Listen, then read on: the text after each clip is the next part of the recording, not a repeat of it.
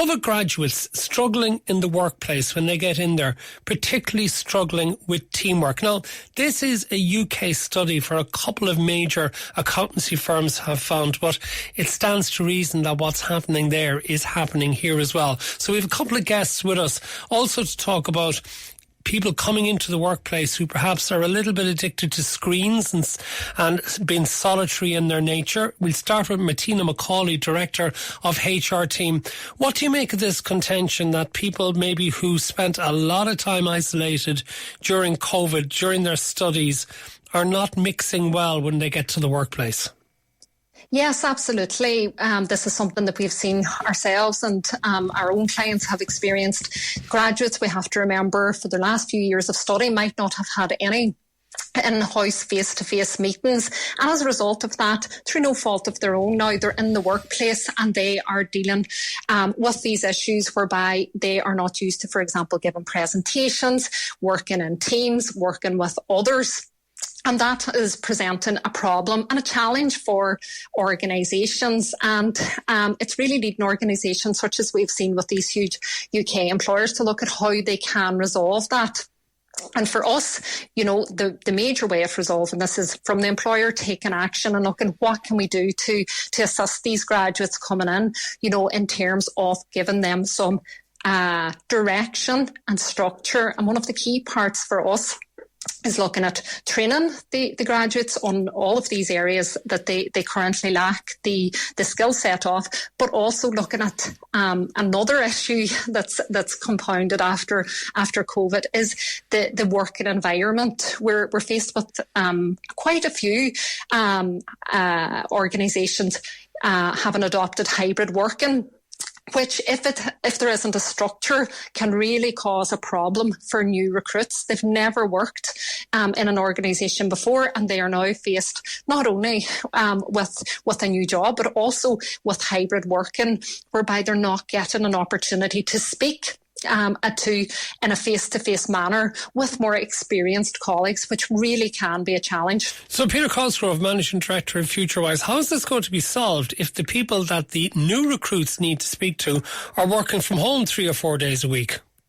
Yeah, no, it's interesting. I think that the challenge for organisations is it has to be adopted across the board. This isn't just a graduate issue, as you said. This is about more people being in work at the same time to actually support each other. The biggest reason they're focusing on areas like professional services, these graduates generally learn mainly by doing, mainly by watching other people, by kind of shadowing them in team meetings and so forth. And if they're not there, they're not seeing any of those things. But on top of that, they're also in jobs where actually some of the time they don't have anything to do, and actually one of the skills is to be kind of walking around and asking people if they need any help or any support when you're a graduate. And actually that can't happen if you're sitting at home because you're somewhat invisible. So employers need to change the narrative about why they want people to come into the office. There is this whole idea that employers are just telling us to come in and employees don't want to come in. It's actually trying to explain, firstly, you're not an island. You might feel you're more productive at home, but it's not just about you. You know, if everybody worked from home when you were a graduate, then maybe you wouldn't have learned all these things. So it's about people supporting each other. And secondly, probably much more importantly, the word productivity only focuses really on the tasks they do. It never really talks about things like mentoring, on-the-job learning, even having a bit of fun. People always say it's much more convenient at working from home, but they almost never say it's any more fun. Okay, now that the COVID scare is over, I mean, how many employers are still facilitating 3-4 days a week at home, particularly in the public service, Peter? Yeah, there's two ways. Firstly, many companies have realised people don't want to come in Monday and Friday, so they're not trying to push against that, so they're saying 3 days a week. There are other companies who say we very much trust our people to do what they want, and they can come in and work wherever they want, whenever they want. The challenge they're finding is it's not very enforceable. You know, it's not up to a manager to check every single day who's in, especially if they're not in every day. So when people say they're coming in 3 days a week, often they're not coming in 3 days a week, and you know, it's not something we're checking up on. And it's this idea, we're an adult organisation, we just trust people. But what they're missing, as you said, is they're missing the fact that then you don't have any of those people dynamics, group dynamics, people in in-person meetings where they're actually learning by seeing how other people are doing things. Martina, does it then dent loyalty to an employer on the part of the employee?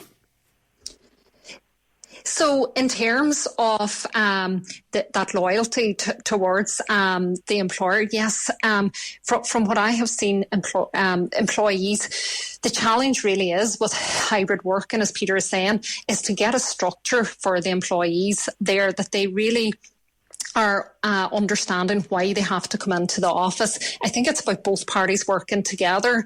And what we have seen is when there is that mixed mode, so an employee can choose when and if they come into the organisation, that's where the problems are arising. From my experience, a team-by-team approach to hybrid working is a much more better way to get individuals back into the workplace, because they know they're in together. There's that teamwork while they're in there. So if, for example, the team chooses to come in a Monday, Tuesday and Wednesday and then work remotely on a Thursday and Friday, then they're all in together, and that can solve a huge amount of the problems that we're now seeing.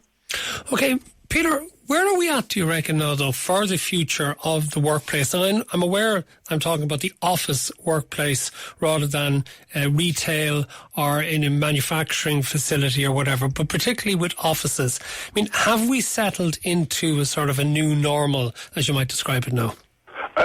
We've settled short-term into a new normal, which is pretty much, for a lot of people, 3 days a week. And then, as Martina said, people are being a little bit clever, having anchor days where everybody of a team comes in on the same day. But actually, we're really only at the start, because actually a lot of companies haven't seen the longer-term challenges. So we've talked about one, which is all of these kind of interpersonal or people skills that you get from tacit learning by doing and watching. But also, we've got other challenges. You know, if you look at a macro side, we've got more people living alone, more people in one-bed apartments, and now they're not coming into the workplace.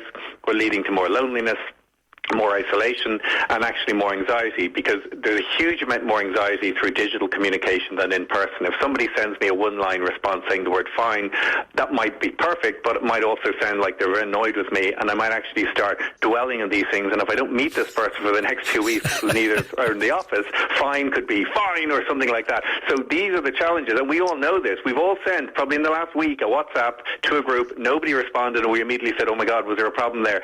So there's a real issue. Sorry, you're being ghosted, or you're actually worried about the tone of the way in which fine is delivered? Exactly, anything like that. And we also, and most people, most employers and our employees in the workforce are all about speed. So we speed of response. We all got to get these emails sent, but we're not doing is reflecting on the other person. So we're sending in the schoolyard, we're sending it in the lift, first thing in the morning, last thing at night. But we have to spend a little bit more time teaching ourselves how to actually send a really good message, because the other person, we may not see them for a couple of weeks. So that's actually causing a lot more stress and anxiety. And the other point is just the whole idea that we're really struggling with having the boundaries between work and home. Even our kids, they used to see us in a suit when we were at work and a non-suit when we were at home, and now we're always in the same clothes. So even they don't know the difference between us when we're at home and we're at work. Well, final thing, Martina, as well, are people coming to the workplace struggling that maybe they are more at ease at dealing with their screens than they are with people?